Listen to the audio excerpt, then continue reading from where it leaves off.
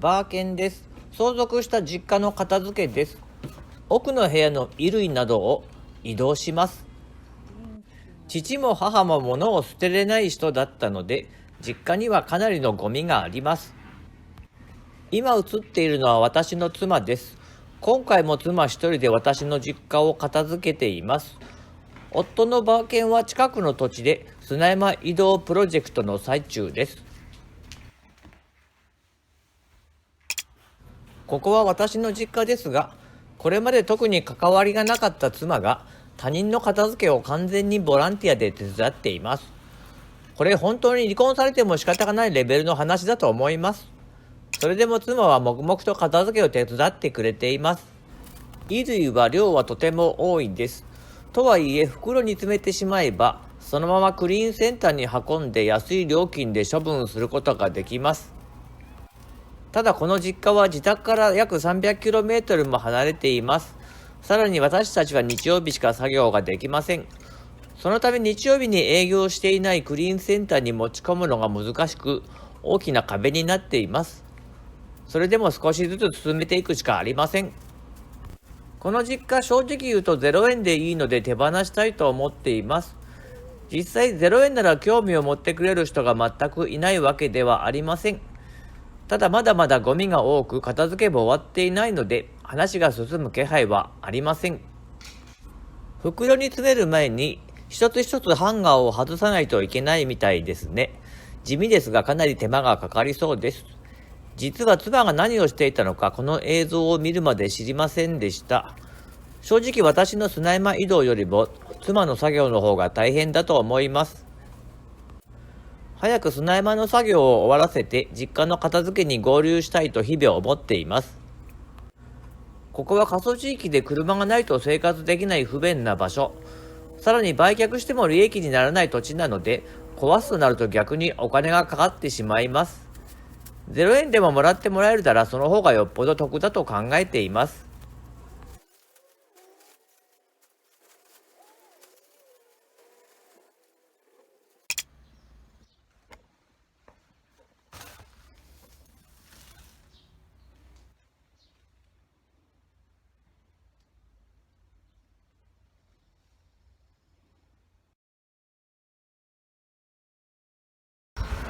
鳥のさえずりが聞こえて自然もそこそこあって悪くない場所です。車で20分も走れば商業施設もあるので不便すぎるわけでもありません。ただ今住んでいる場所の方が住み慣れているのでここに移住する予定はありません。転職して農家になりここで暮らすのも一つの選択肢かもしれませんが、今の仕事が楽しいので農家になる気は正直ないです。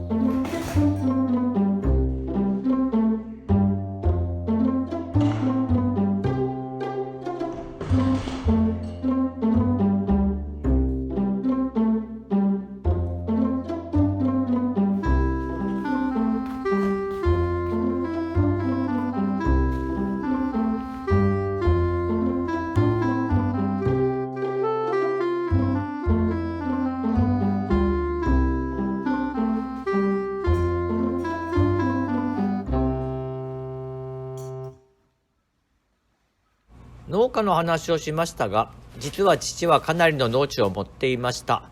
7丁の農地があるとよく自慢していたんです。ところで7丁ってどれくらいかわかりますか？約7ヘクタール、東京ドーム 1.5 倍分くらいの広さです。農地については私も売却すれば利益になるかなと期待していました。でも提示された金額が予想以上に安く、結局まだ保留しています。ただ保留したままだと毎年赤字が積み重なっていくんです。例えば今年は土地改良費、つまり用水の水にかかる費用だけで61万円。一方で貸し出して得られる収入は47万円。これで14万円の赤字です。さらに今なら買ってくれる方がいても、先延ばしすれば買い手が見つからなくなるかもしれません。ただ売却すると所得として扱われるため税金がかかってしまいます。利益はすべて土地の片付け費用に消えるので、実際には私の手元には何も残りません。こうした状況を考えると、今はまだ保有しておいた方が良いのではないかと判断しています。組み立て型のクローゼットですが、分解されていくのを見るとなんだか気持ちよいです。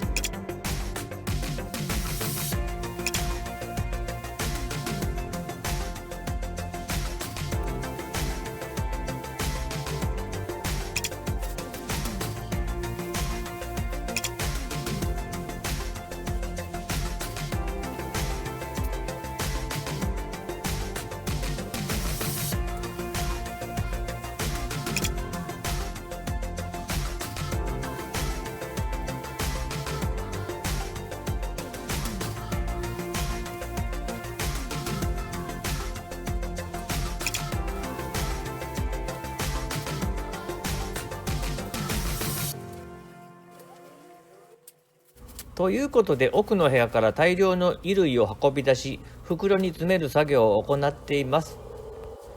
父が広大な土地を所有していたことにも驚きましたが、それ以上に衣類の量には圧倒されます。映像でお見せしているのはほんの一部に過ぎません。ハンガーを袋に詰める作業を行ったところで10分になりました。今回の動画は終了となります。ご視聴ありがとうございました。チャンネル登録もよろしくお願いします。